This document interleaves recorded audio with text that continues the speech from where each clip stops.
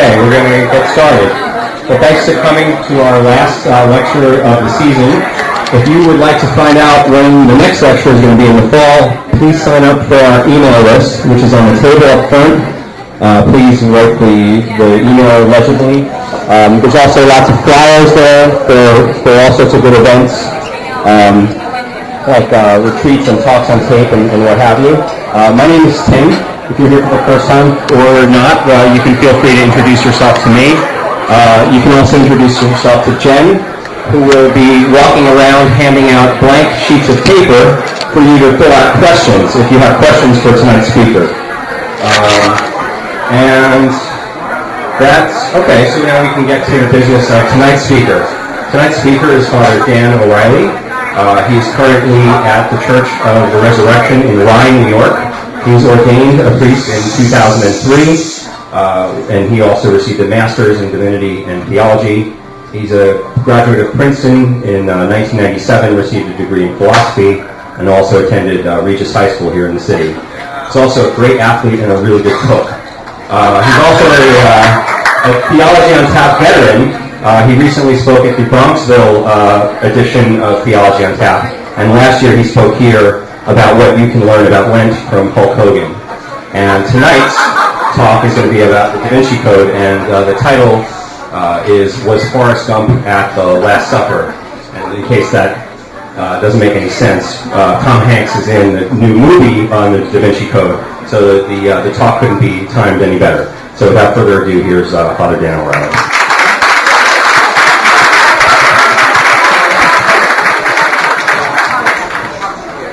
Thank you very much. Thank you all for coming tonight. Some of you may be aware that Theology on Tap began in Chicago, and they used to have these series of talks in sixes, and they call them six-packs. Well, I am the seventh speaker, which means I'm the extra round, and of course they picked someone named O'Reilly to be the seventh round of drinks. However, for those of you who are curious, was Forrest Gump at the Last Supper? I think the answer may have been yes. You see, Dan Brown, or Lieutenant Dan Brown, kind of got it wrong. See, the little space between Jesus and the beloved disciple is not really a V or an M. It's actually the Greek letter gamma, which is the same as the letter G, which stands for Gump. And if you look through that little V, you will see out the window by Jesus' head. And what's out the window? There's bushes and trees. A forest. So, as you can tell, this is a secret code for Forrest Gump. Now, he had to leave because he liked shrimp. And as you know, Jewish people don't eat shellfish. So he had to leave the room and bring something else. So Forrest Gump actually was there and stepped out. Now, what I just told you is about as historic as the Da Vinci Code itself.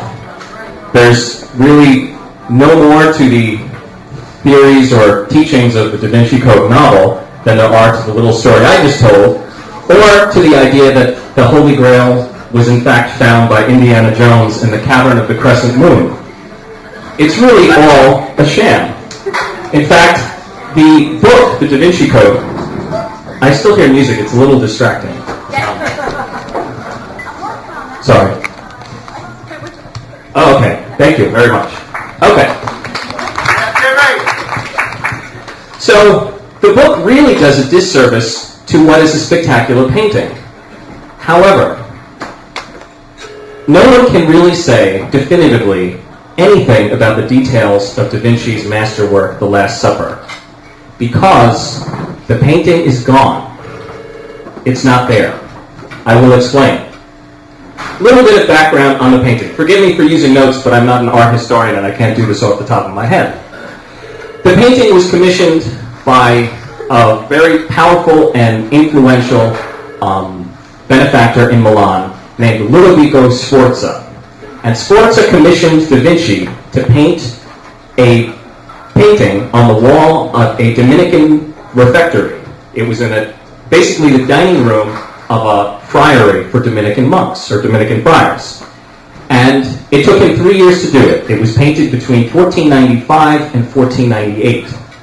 Now, as many of you know, Da Vinci was as much a scientist as he was an artist. And he was not satisfied to paint in the most common style of the day, which was called fresco, which was painting on a wet surface. It holds the paint in bright colors, but unfortunately, it does not stand up well to correction. In other words, if you're doing a fresco, you have to do it relatively quickly, because once it sets, you're pretty much stuck. Da Vinci knew he used to take his time doing things, so he wanted to do something different. This was painted in a style called tempera. It was painted on a dry wall using a paint which he had invented, which is based with egg yolks and vinegar. And so this was to be the base of the paint that he used. Unfortunately, it didn't work. And even as he was painting, he had to keep changing the formula to make sure it didn't fall off the wall. And it really was deteriorating even over the 3 years that it took him to paint it. Now, once the painting was finished, and this was nothing secret, he had sometimes as many as 8 or 10 assistants working with him on the scaffolding, helping him out with different things. And there was often an audience who watched him. If you read, there's some contemporary stories about people watching Da Vinci work. Sometimes he'd walk in and stare at the painting for 2 hours, touch up one little thing, and then leave. Other days he seemed to work for 14 hours straight. So he was a little bit of eccentric in his work habits. But anyway, shortly after the painting was completed and Da Vinci moved on, the painting was almost forgotten. It fell into such disrepair, in fact, that in 1650, the friars needed more room in the refectory. They needed to put a door in this dining room. Where did they put the door? Right through the painting. Dan Brown never mentions this. The painting was so faded and so ignored, they said, let's just put the door right through the middle. So right under Jesus in the painting was destroyed. They put a big door through it.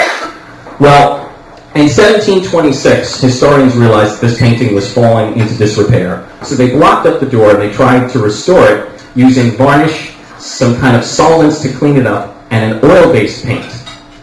Well, it wasn't oil-based paint to start with, so that didn't work. So in 1770, they used their best cleaners to clean off all of the oil paint, taking off with it some of Da Vinci's original paint, and then trying to paint back on what they thought it should have looked like. In 1853, the painting continued to deteriorate. So what did they do? They took the equivalent of wallpaper glue and painted it all over the painting to prevent it from falling off even further. In 1903, using the most modern technology they had at the time, taking photos, they finally figured out that this was a tempera work and that they had been messing with this painting for all the wrong reasons all along, and they tried to fix it up as best as they could. 1943, during World War II, a bomb hit the refectory. It didn't land down the street. It didn't land up the block.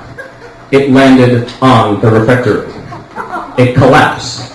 The painting had been covered by hundreds and hundreds of pounds of sandbags, but it still couldn't help but be affected by this mortar and everything else. Finally, 1979, they get some commission to try to rework the painting as best they can, and they hire an Italian restorer, a woman named Penin Brambilla Barcelona, to use every bit of modern technology, x-rays, and everything else to restore the painting as best as could possibly be done. It took her 20 years, from 1979 to 1999. And when the painting was unveiled in 1999, that was the inspiration for the Da Vinci Code. Because when the painting was revealed after this restoration, there were things about it that looked very different.